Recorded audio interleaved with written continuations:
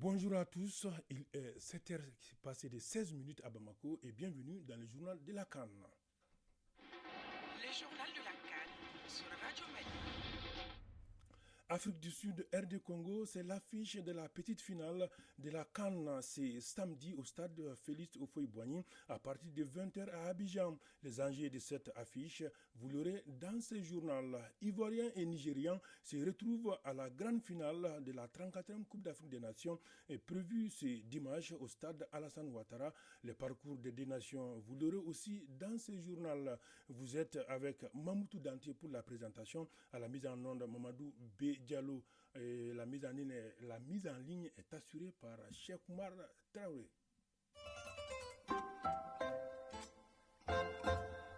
Voilà, encore une fois et plus, bonjour à tous et bienvenue. L'Afrique du Sud reçoit demain samedi la République démocratique du Congo pour le compte du match de la 3e place. Une rencontre équilibrée entre des équipes qui ont montré de belles choses durant cette Coupe d'Afrique des Nations Côte d'Ivoire 2023. Isaac Chenou nous présente la force des formations. L'Afrique du Sud a laissé ses rêves d'atteindre la finale de la CAN s'envoler au tir au but lors d'une demi-finale déchirante. Bien qu'il ait fait preuve de brio face au Nigeria, les Bafana ont manqué de tranchant dans les moments les plus importants. Mais n'oublions pas le parcours impressionnant des Bafana jusqu'à cette malheureuse défaite contre le Nigeria. Les hommes d'Hugo Bros sont restés invaincus lors de leurs 4 derniers matchs, démontrant leur persévérance et leur détermination en tant que vainqueurs de la CAN. Leur défense a été solide, n'encaissant que 3 buts en 6 matchs jusqu'à présent. Avec le gardien Williams, entre les poteaux, les Sud-Africains ont prouvé qu'ils étaient durs à battre. Il leur reste maintenant une dernière chance de gloire, une chance de remporter la médaille de bronze tant convoitée, et ils se présenteront avec une bonne dose de confiance. L'RD Congo, qui a fait figure d'ambassadeur dans ce tournoi de la CAN, a réalisé un parcours impressionnant jusqu'à présent. Malgré la déception de la défaite en demi-finale contre la Côte d'Ivoire, les Congolais peuvent se réjouir d'avoir atteint ce stade. Avant cette défaite malheureuse, la RD Congo était invaincue lors de ses 5 derniers matchs. Elle a notamment obtenu des résultats remarquables face à des équipes comme la Guinée, l'Égypte et le Maroc. Et bien, sa capacité à rivaliser avec ces équipes de haut niveau montre qu'elle est une force sur laquelle il faut compter. Bien qu'elle n'ait pas réussi à se qualifier pour la finale, la RD Congo peut encore se battre pour la médaille de bronze. Cela constituera sans doute une motivation supplémentaire pour le match contre l'Afrique du Sud. Grâce à ses solides performances tout au long du tournoi et à sa récente série d'invincibilité, la RD Congo cherchera à terminer sur une bonne note en décrochant la 3e place. Entre deux équipes talentueuses en lice pour la 3e place de la CAN, ce match pourrait être celui de n'importe qui. Compte tenu de l'enjeu, on peut dire qu'entre Afrique du Sud et RD Congo, on joue du 50-50.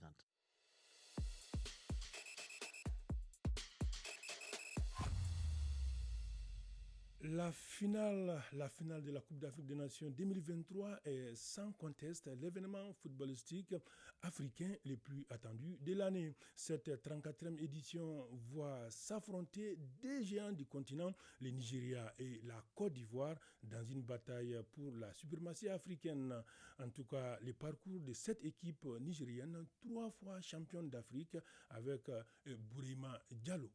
La finale entre le Nigeria et la Côte d'Ivoire se tiendra le dimanche 11 février à Abidjan, au stade Alassane Ouattara qui compte 60 000 places. Le coup d'envoi de cette rencontre très attendue est programmé pour 20h GMT. Ce match promet non seulement du spectacle sur le terrain, mais également une ambiance électrique dans les tribunes. Le Nigeria a réalisé un parcours impressionnant tout au long de cette édition. Invaincue, l'équipe a su démontrer sa force et sa détermination, s'effrayant un chemin jusqu'à la finale avec brio. Les Super Eagles ont débuté la compétition par un match nul timide contre la Guinée équatoriale 1-1 avant de battre la Côte d'Ivoire 1-0 et la Guinée équatoriale sur le même score 1-0. En 8e de finale, Victor Osimhen et ses coéquipiers se sont aisément venus à bout du Cameroun 2-0. En quart de finale, les troupes de José Peseiro s'en sont tirées de justesse contre l'Angola 1-0. La demi-finale contre l'Afrique du Sud a été un véritable test de caractère pour les Nigérians qui ont été poussés jusqu'au tir au but après un match nul 1 but partout concédé sur le fil lorsqu'ils pensaient avoir marqué le but du 2-0 annulé par la VAR. Finalement, l'air sang-froid et les 2 arrêts de leur gardien Stele Wambali lors de la séance des tirs au but 4-2 après les prolongations leur ont permis de décrocher leur place en finale. En tout cas, la grande finale, c'est ce dimanche, Côte d'Ivoire-Nigeria. Venons à présent à l'équipe ivoirienne qui a surpris plus d'un dans cette CAN 2023. Les éléphants, 2 fois champions d'Afrique, presque éliminés à la fin de la phase de poule, se retrouvent en finale. Le parcours de cette équipe ivoirienne, c'est aussi avec Bourema Diallo.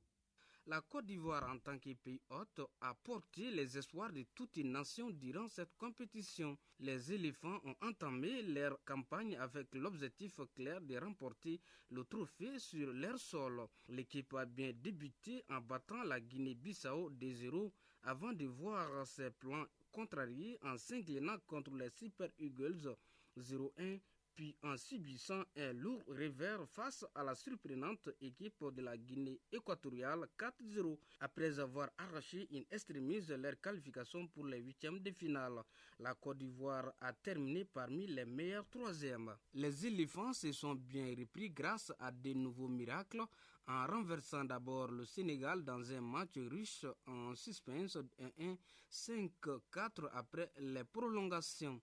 Puis le Mali en infériorité numérique 2-1 après les prolongations.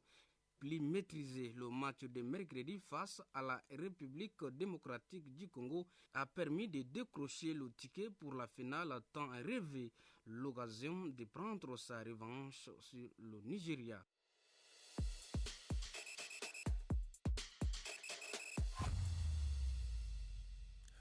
Voilà, nommé sélectionneur adjoint de Jean-Louis Gazé en juin 2022, Emers Faye a remplacé le technicien français après la lourde défaite des éléphants face à la Guinée équatoriale 0-4 le 22 janvier dernier.